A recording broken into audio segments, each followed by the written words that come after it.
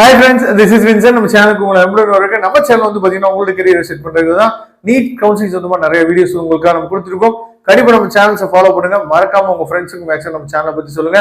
அது மட்டும் இல்லாமல் உங்களுக்கு அட்மிஷன் வேணும் அப்படின்னா டீம்டு யூனிவர்சிட்டியோ இல்லை என்ஆர்ஐ லேப்ஸோ இல்லை வந்து பாத்தீங்க அப்படின்னா உங்களுக்கு வந்து அப்ராட் அட்மிஷன் வேணும் அப்படின்னா எப்போ வேணா நீங்க நம்மளை தொடர்பு கொள்ளலாம். நாம உங்களுக்கு ஹெல்ப் பண்ண ரெடியா இருக்கும்.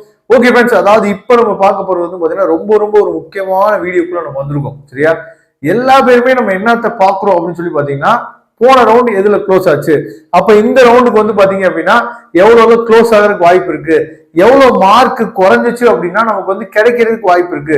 இதான் நம்ம திங்க் பண்ணிட்டே இருக்கோம். ஆனா முக்கியமான விஷயத்த நம்ம என்ன பண்ணணும்னு பாத்தீங்கன்னா நோட் பண்ணது நம்ம மறந்துட்டோம். அதை பத்தி தான் இந்த வீடியோவில் நம்ம என்ன பண்ண போறோம், பேச போறோம். அதனால கண்டிப்பா இந்த வீடியோவை ஸ்கிப் பண்ணாம லாஸ்ட் வரைக்கும் நீங்க கேளுங்க.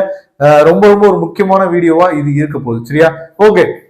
இப்போ வந்து பாத்தீங்கன்னா ஓசியில 45, பிசியில 60, பிசிஎம்ல 70, எம்பிசியில 71, எஸ்சியில 84, எஸ்சிஏல 80, எஸ்டில 120, 130. இதெல்லாம் என்ன சார்ன்னு சொல்லி கேக்குறீங்க அப்படின்னா, அதாவது நல்லா நீங்க கவனிச்சீங்க அப்படின்னா ஓசியில போன வருஷத்தோட இந்த வருஷம் 45 மார்க் என்னன்னு சொல்லி இன்க்ரீஸ் ஆயிருக்கு ஃபர்ஸ்ட் ரவுண்டுக்கு. சரியா, இதெல்லாம் வந்து பியூர் கவர்மெண்ட் கோட்டாவுக்கு வந்து பாத்தீங்கன்னா இவ்வளவு மார்க் வந்து இன்க்ரீஸ் ஆயிருக்கு. சரியா, நம்ம எப்பயுமே என்ன பண்றோம் பாத்தீங்கன்னா பிசியில 60, பிசிஎம்ல 70 மார்க், எம்பிசில 71, எஸ்சில 84, எஸ்சிஏல 80, எஸ்டில 133 மார்க் என்ன இன்க்ரீஸ் ஆயிருக்கு. சரியா, அப்ப நம்ம வந்து மார்க் தான் இன்க்ரீஸ் ஆகுமா டிக்ரீஸ் ஆகுமான்னு சொல்லி நம்ம பாக்குறோம். ஆனா இந்த வருஷம் நடந்துட்டு இருக்க விஷயங்களே வேற மாதிரி இருக்கு. என்ன சார் வேற மாதிரி இருக்கு அப்படின்னா, அதாவது போன வருஷம்லாம் வந்து பாத்தீங்க அப்படின்னா ஒரு 5 மார்க் ரேஞ்சில வந்து பாத்தீங்க அப்படின்னா நம்ம கவுண்ட் பண்ணி என்ன பண்ணு சொல்லிடலாம். ஓகே, இவ்வளவு பேர் தான் இருக்கிறாங்க. இப்போ உதாரணத்துக்கு வந்து பாத்தீங்கன்னா ஒரு 651 வந்து நீங்க இருக்கீங்க வச்சுக்கோங்க. சரியா, ஒரு 645ல இருந்து 651 எவ்வளவு பேர் இருக்கீங்க அப்படின்னு சொல்லி கேட்டீங்கன்னா ஒரு 10 பேர்ல இருந்து இவ்வளவுதான் இருப்பாங்க. ஆனா இந்த வருஷம் வந்து பாத்தீங்க அப்படின்னா அந்த அந்த ரேங்கை விட சரியா அந்த மார்க் ரேஞ்ச் இருக்கு பாத்தீங்களா, 5 மார்க்கா இருக்கட்டும், இல்ல 2 மார்க்கா இருக்கட்டும், இல்ல 7 மார்க்கா இருக்கட்டும், இல்ல 10 மார்க்கா இருக்கட்டும், இந்த ரேஞ்சிலே வந்து பாத்தீங்க அப்படின்னா அதிகமான ஸ்டூடெண்ட்ஸ் வந்து இருக்கிறாங்க. இது லாஸ்ட் இயர் மட்டும் இல்ல, இது வரைக்கும் நடந்த எல்லா கவுன்சிலிங்கை விட என்டையர்லி வந்து பாத்தீங்கன்னா டிஃப்ரெண்டா இருக்கு. சரியா, அப்ப நல்லா நீங்க கவனிக்கணும். நம்ம ஏற்கனவே நம்ம வீடியோல ஏற்கனவே சொல்லிட்டோம். சரியா, ரவுண்ட் 2ல வந்து பாத்தீங்கன்னா ரொம்பலாம் மார்க் வந்து டிக்ரீஸ் ஆகி வர்றதுக்கு வாய்ப்பு வந்து ரொம்ப குறைவு. சரியா, பியூர் கவர்மெண்டா இருந்துச்சுன்னா 1 or 2 or 3 மார்க்கே வந்து அதிகம். சரியா, 1 or 2 மார்க் வந்து பாத்தீங்கன்னா போன ரவுண்டு க்ளோஸ் ஆனதை விட இந்த ரவுண்ட் வந்து பாத்தீங்க அப்படின்னா க்ளோஸ் ஆகி கிடைக்கிறதுக்கு வாய்ப்பு இருக்கு ரவுண்ட் 2ல.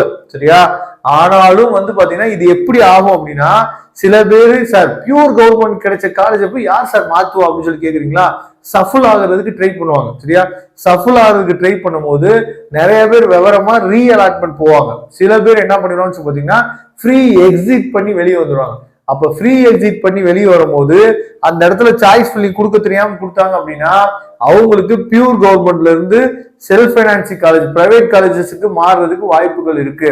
அந்த சீட் வந்து பாத்தீங்க அப்படின்னா ரவுண்ட் 2ல ஃப்ரெஷ்ஷா உள்ள போறாங்க பாத்தீங்களா, அவங்களுக்கு மேபி அலாட் ஆகிறதுக்கு வாய்ப்பு இருக்கு. இந்த மாதிரிதான் வந்து பாத்தீங்கன்னா அலாட் ஆகும்.